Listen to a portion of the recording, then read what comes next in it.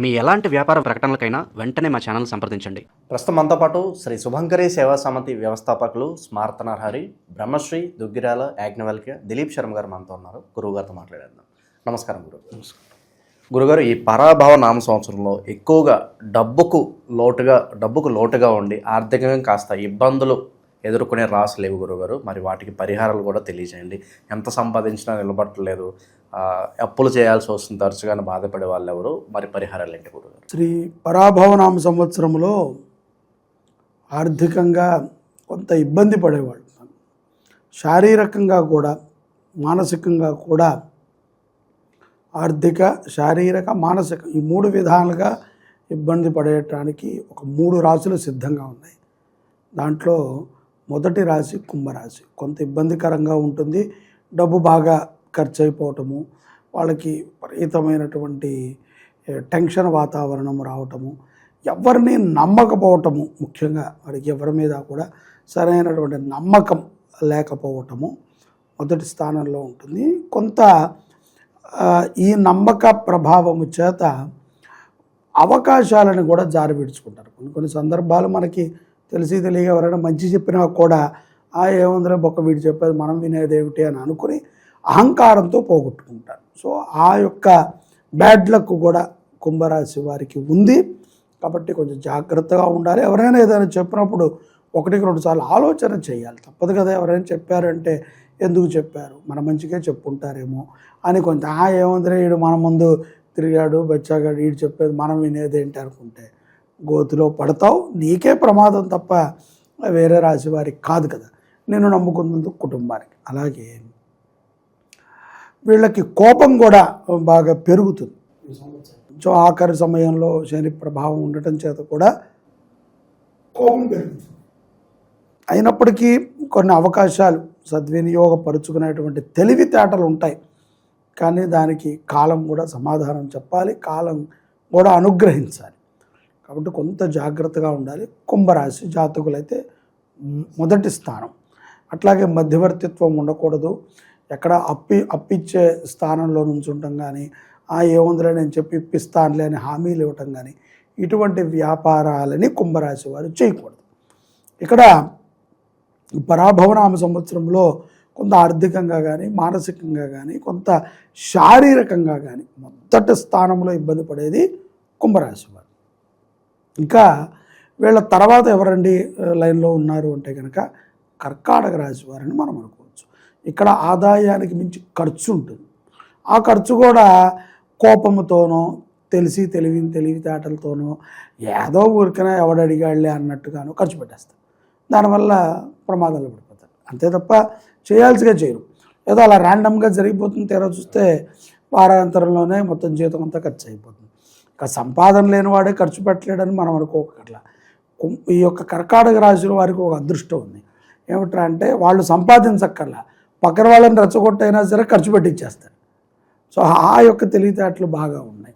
అలాగే యూనివర్సిటీలు నడిపేటువంటి కర్కాటక రాశి వారు, వ్యాపారములు చేసుకునేటువంటి వారు మాత్రము కొంత అకౌంట్స్ చూసుకుంటూ ఉండటము, ఎవరికి పడితే వాళ్ళకి ఓటీపీలు చెప్పకుండా ఉండటము.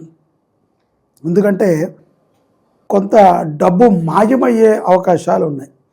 ఇతరుల కోసం అని దాచిపెట్టిందనో లేకపోతే ఏదో హామీలు ఇవ్వటం ద్వారానో ఏదో రకంగా ఆ డబ్బు మాయమైపోతుంది. ముఖ్యంగా ఇంట్లో కూడా దొంగలు పడతారు కర్కాటక రాశి వారు. ఎవరైతే యజమాని కర్కాటక రాశి ఉన్నాడో వాళ్ళు, అంటే ఇల్లు కర్కాటక రాశి వారి మీద ఉంటే వాళ్ళ ఇళ్లలో కొంత దొంగలు పడటం, మానసిక వ్యధ ఇది ఒకటి జరుగుతుంది. శారీరకంగా బాగానే ఉంటారు, కానీ మంచి తీర్థయాత్రల్ని వాటిని కూడా చేయటానికి ముమ్మరం చూపుతారు. అలాగే లాటరీలు తగిలినట్టే తగిలి ఏదో ఒక చిన్న గీతతో పోతుంది. కాబట్టి అవకాశాలు అనేటువంటివి యథార్థంగా 2025 బాగుంటుంది వీళ్ళకి అని నాకు అనిపిస్తుంది. 26, 27 కొంత క్లిష్ట పరిస్థితే. అలాగే వాటర్ ప్లాంట్ బిజినెస్ చేసుకునే వాళ్ళకి దీంట్లో కొంత బాగానే ఉంటుంది. అలాగే కొంత వెండి లేకపోతే బంగారం అమ్మేటువంటి ఏదైనా కంసాలి వాళ్ళు ఉంటారు కదా, వారికి చాలా చక్కటి ఇది కలుగుతుంది. వారికి కూడా మంచి లాభాలు చూస్తారు, కానీ సుఖం ఉండదు. భయముతో ఉండాలి. దొంగలు ఉంటారు, కర్కాటక రాశి వారు తగు జాగ్రత్తలతో ఉంటేనే ఈ సంవత్సరంలో వీరు కొంత గట్టెక్కగలుగుతారు, ఆరోగ్యంగా ఉంటారు. ఇకపోతే 3వ స్థానములో మకర రాశి వారు ఉన్నారు.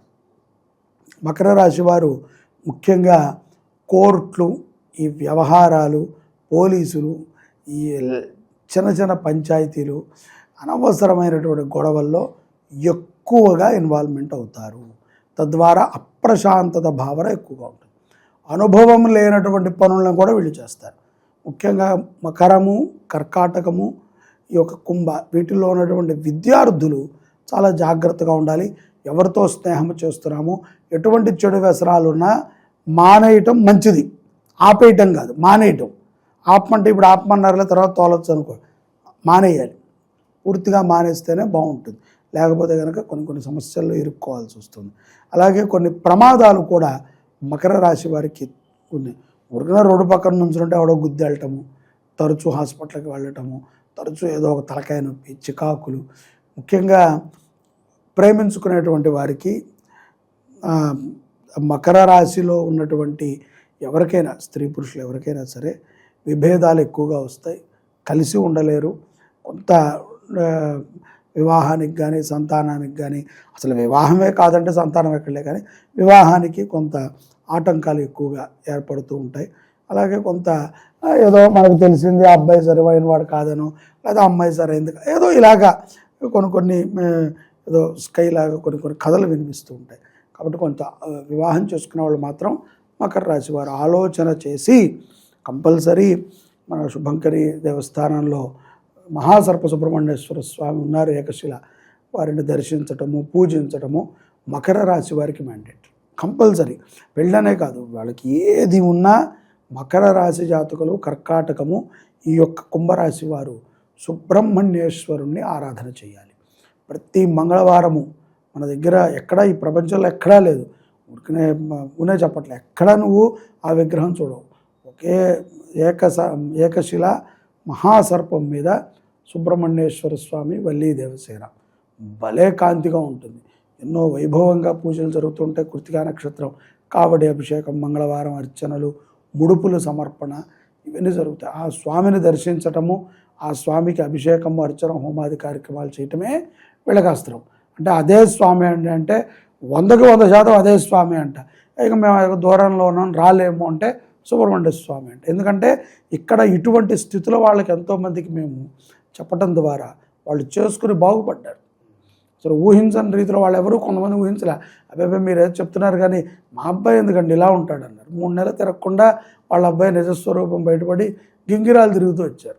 అంటే ఇది మనం గొప్ప చెప్తాను కాదు, కొంతమంది వాక్కులో ఉన్నటువంటి పటుత్వము, ఎన్నో దివ్య క్షేత్రాలు, షట్షణ్ముఖ క్షేత్రాలకు వెళ్ళి అక్కడ అన్ని ఆ మూర్తులకు కళ్యాణాలు చేసి అక్కడ నుంచి తీసుకొచ్చినటువంటి ఈ కళ్యాణాక్షంతులు, ప్రసాదం ఇదందరికీ ఇక్కడ స్వామికి కళ్యాణం చేసి ఎంతో వైభవమైనటువంటి శక్తి, మహనీయులు, స్వామీజీలు ఎంతోమంది వచ్చారు. ఎవరు వచ్చినా సరే ఆ విగ్రహం చూస్తే అలా నుంచుని పోతారు. 5 అడుగుల ఎత్తులో, 5-6 అడుగుల ఎత్తులో ఆ విగ్రహం చూస్తే అలా ఉండిపోతారు. అంత దివ్యమైనటువంటి సుబ్రహ్మణ్య స్వామి. కాబట్టి మకర, కర్కాటక, కుంభరాశి జాతకులు ఈ సంవత్సరంలో కొంత జాగ్రత్తగా ఉండటం అవశ్యం. సుబ్రహ్మణ్యేశ్వర ఆరాధనే వీళ్ళని బయటపడేస్తుంది. ఇంకా ఓవరాల్గా ఆర్థికంగా కాస్త ఇబ్బంది పడే రాసులేవి, మరి ఈ సమస్య నుంచి బయటపడడానికి వీరు ఎటువంటి ప్రత్యేక పరిహారాలు చేసుకోవాలో మంచి విశ్లేషణ అందించారు. ధన్యవాదాలు. నమస్కారం.